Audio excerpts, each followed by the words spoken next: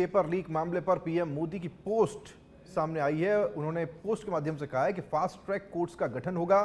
देश के युवाओं का भविष्य हमारी प्राथमिकता है। मुख्यमंत्री धामी ने फास्ट ट्रैक कोर्ट के फैसले का स्वागत किया है। मुख्यमंत्री धामी बोले कि युवाओं के हितों की रक्षा की दिशा में यह महत्वपूर्ण कदम है। फैसला लाखों विद्यार्थियों के भविष्य की सुरक्षा की प्रतिबद्धता को दर्शाता है।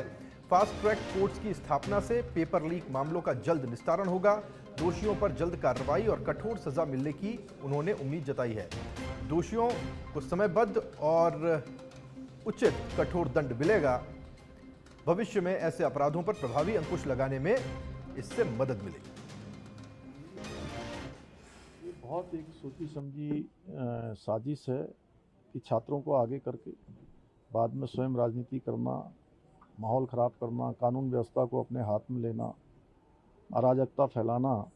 जबकि प्रधानमंत्री मोदी जी के नेतृत्व में आज पूरे देश के अंदर 12 लाख से भी ज़्यादा लोगों को नियुक्ति पत्र वितरण किए गए हैं। नीट का एग्ज़ाम दोबारा करवाया गया है और पूरी पारदर्शिता के साथ करवाया गया है।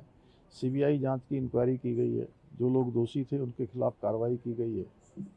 पूरे देश भर के अंदर जहां भी एनडीए की सरकारें हैं, भाजपा की सरकारें हैं, उन्होंने बहुत पारदर्शिता के साथ एग्ज़ाम को किया है।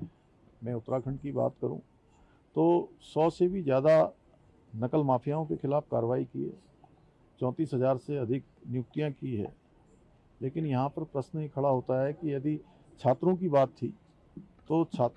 थी तो उसमें बीच में आकर जो है इस प्रकार का अराजक माहौल बनाना, उसका राजनीतिकरण करना, ये विशुद्ध रूप से एक बड़ी सोची समझी साजिश है। जबकि प्रधानमंत्री जी प्रतिबद्ध हैं। उन्होंने कहा है कि छात्रों के लिए फास्ट ट्रैक कोर्ट बनाएंगे, जल्दी से जल्दी उनके हितों के लिए काम करेंगे। प्रधानमंत्री जी के नेतृत्व में पहली बार देश के अंदर स्किल डेवलपमेंट का डिपार्टमेंट बनाया गया। स्टार्टअप को बहुत प्रोत्साहन दिया गया। हर क्षेत्र में नौजवान युवाओं को आगे बढ़ाया है उन्होंने। और उनकी मंशा है कि जो विकसित भारत है, उस विकसित भारत और अमृतकाल, उसके जो सच्चे यात्री हैं वो हमारे सब युवा हैं। तो युवा उस दिशा में आगे जाएंगे। हम युवाओं से संवाद भी करेंगे। युवाओं को चूँकि कहीं ना कहीं मैं समझता हूँ कि सही दिशा देने के लिए सबको काम करना चाहिए और युवाओं को आगे करके राजनीतिक माहौल बनाकर केवल देश में अस्थिरता पैदा करने का काम जो लोग कर रहे हैं उनको जनता भली भांति।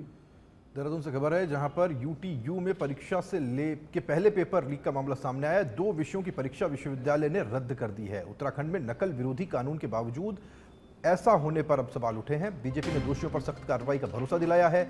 सरकार ने यूटीयू और तकनीकी शिक्षा विभाग को इसे लेकर के कड़े निर्देश दिए।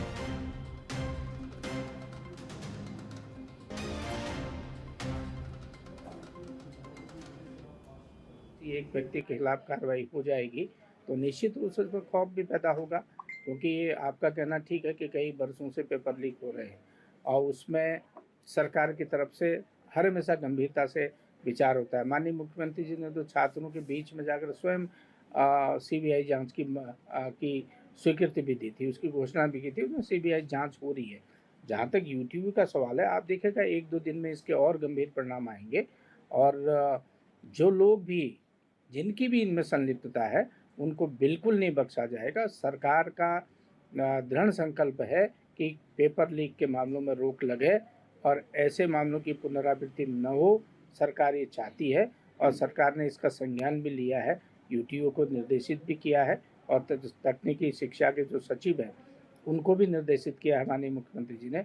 निश्चित रूप से भविष्य में इनके खिलाफ कठोर से कठोर कार्रवाई होगी। जब किसी उत्तराखंड सरकार राज्य में संस्कृत भाषा के संरक्षण, संवर्धन और आधुनिक उपयोग को बढ़ावा देने के लिए संस्कृत आयोग के गठन की तैयारी कर रही है।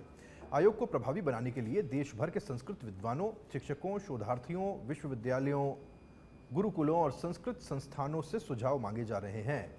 बीजेपी प्रदेश प्रवक्ता मथुरा दत्त जोशी ने सरकार के इस निर्णय का स्वागत करते हुए कहा कि संस्कृत हमारी द्वितीय राजभाषा और सभी भाषाओं की जननी है। उन्होंने कहा कि मुख्यमंत्री लगातार संस्कृत को जन जन की भाषा बनाने के लिए प्रयास कर रहे हैं। आयोग के गठन से संस्कृत के विकास को नई दिशा मिलने और उत्तराखंड की वैश्विक पहचान मजबूत होने की उम्मीद जताई जा रही है। तो हमारी द्वितीय राजभाषा है और हमारी बहुत ही पुरानी भाषा है और सारी भाषाओं की उत्पत्ति ही संस्कृत से हुई है।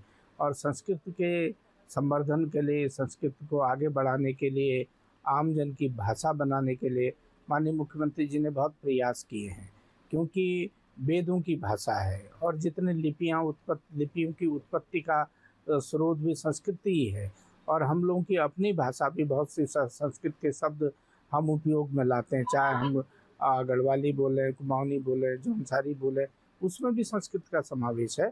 और उसके संवर्धन और उसके संरक्षण के लिए जो भी प्रयास किए जाएंगे वो बहुत कम प्रयास होंगे, उसको और अधिक आगे बढ़ाने के लिए माननीय मुख्यमंत्री जी ने कहा है।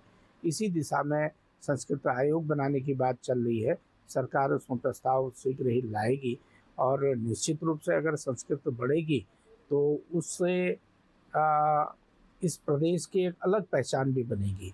और ये प्रदेश मुनि और ऋषियों का प्रदेश रहा है, ये तपोभूमि रही है। देहरादून में स्वास्थ्य मंत्री के आवास के घेराव के दौरान नर्सिंग एकता मंच का प्रदर्शन उस समय उग्र हो गया जब प्रदर्शनकारियों और पुलिस के बीच तीखी झड़प हो गई। इसी दौरान आक्रोशित होकर मंच से जुड़े हुए 4 बेरोजगार नर्सिंग छात्रों ने फिनाइल पी लिया। घटना के बाद पुलिस और प्रशासन ने तत्काल सभी छात्रों को अस्पताल पहुंचाया, जहां उनका उपचार जारी है।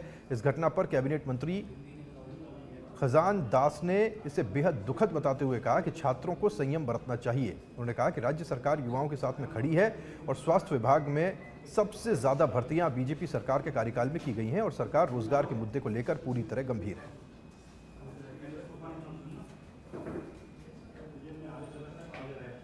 घटना दर्दनाक घटना है, ऐसा नहीं होना चाहिए। और मातृशक्ति है, उनको संयम बरतना चाहिए और अपनी मांग को शांतिपूर्वक तरीके से मनाने की कोशिश होनी चाहिए।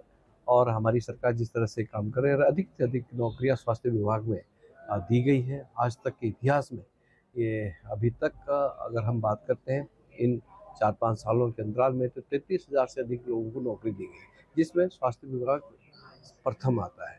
किंतु फिर भी जो हमारे पढ़े लिखे युवा हैं, युवतियां हैं, उनको जिस तरह से जो उन्होंने मेहनत की है, अपनी मेहनत के बलबूते पे, और जिस तरह से उन्होंने एग्ज़ाम फाइनल किया है, उसके बावजूद भी जो है आज वो नौकरी के लिए मांग कर रहे हैं। तो ये नौकरी देने की जहाँ तक बात है, सरकार पूरी चिंता कर रही है। और परंतु इस तरह का कदम उठाना ये ठीक नहीं है। जो भी घटनाक्रम हुआ है वो दुखद है। मैं बहुत खेद प्रकट करता हूँ, ऐसा नहीं होना चाहिए। अपनी मांग को संयमता से और बुलंद आवाज़ से उठानी चाहिए, वो ठीक बात है। किंतु इस तरह से आत्मघाती कदम उठाना ये तर्कसंगत नहीं है। आगे बढ़ते हैं। जंतर मंतर पर छात्रों के साथ में कथित बर्बरता और कांग्रेस नेता राहुल गांधी की गिरफ्तारी के विरोध में कांग्रेस ने प्रदेश भर में प्रदर्शन किया। इसी क्रम में उधम सिंह नगर जिले के जसपुर में विधायक आदेश चौहान के नेतृत्व में कांग्रेस कार्यकर्ता और बड़ी संख्या में युवा सड़कों पर उतरे। कार्यकर्ताओं ने शहर के मुख्य मार्गों से विरोध मार्च निकाला और केंद्र सरकार के खिलाफ जमकर नारेबाजी की। विधायक आदेश चौहान ने आरोप लगाया कि छात्रों की मांगों को दबाने के लिए कार्रवाई की गई। उन्होंने पेपर लीक मामलों पर सरकार से जवाबदेही तय करने और केंद्रीय शिक्षा मंत्री के इस्तीफे की मांग दोहराई।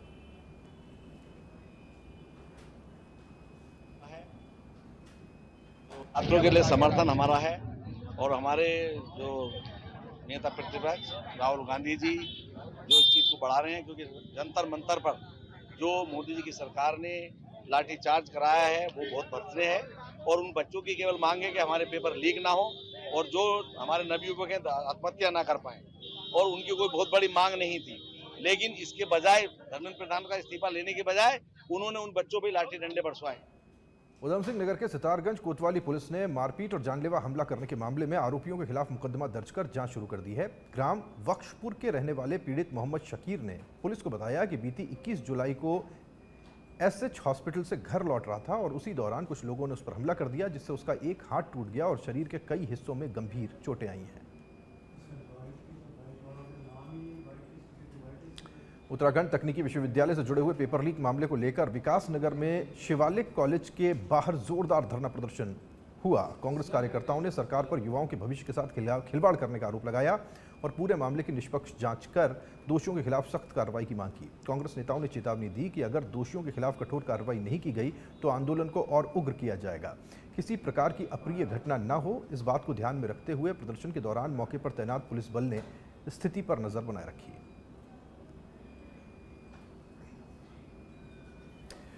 उत्तराखंड में चार धाम यात्रा इस बार नए रिकॉर्ड बना रही है। मॉनसून के बावजूद श्रद्धालुओं का उत्साह लगातार बढ़ता जा रहा है। यमुनोत्री, गंगोत्री, केदारनाथ और बद्रीनाथ धाम में इस बार यात्रियों की संख्या ने पिछले साल के आंकड़ों को पीछे छोड़ दिया है।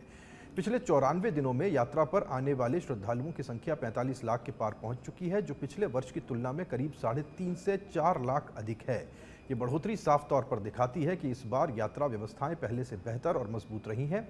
यात्रा शुरू होने से पहले लगातार हुई हाई लेवल समीक्षा बैठकों और तैयारियों का असर अब जमीन पर नजर आ रहा है।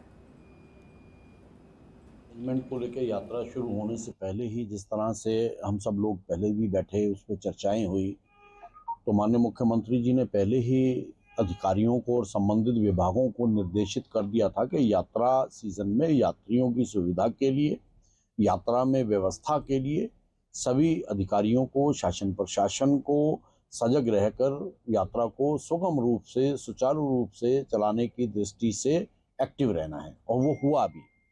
और इस बार तो लैंडस्लाइडिंग और ये सब घटनाएं भी बहुत हुई हैं, लेकिन शासन प्रशासन स्तर का, संबंधित विभाग स्तर से मुख्यमंत्री जी आज भी, मुख्यमंत्री जी यात्रा रूट पर ही नहीं, इस मानसून सीजन में जगह जगह जहां से भी शिकायत आती है, मुख्यमंत्री जी की मॉनिटरिंग में वो सब चीज़ें रहती हैं और मुख्यमंत्री जी हर पल पर नज़र बनाए रखते हैं, किसी भी तरह की दुर्घटना ना हो, कैजुअलिटी ना हो।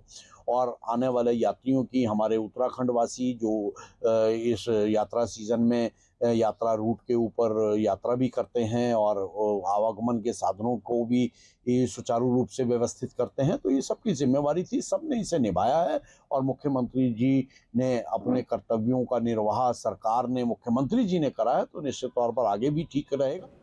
उत्तराखंड के चमोली जिले में बदहाल स्वास्थ्य व्यवस्थाओं को लेकर उत्तराखंड क्रांति दल के कार्यकर्ताओं ने मुख्य चिकित्सा अधिकारी कार्यालय का घेराव कर जोरदार प्रदर्शन किया।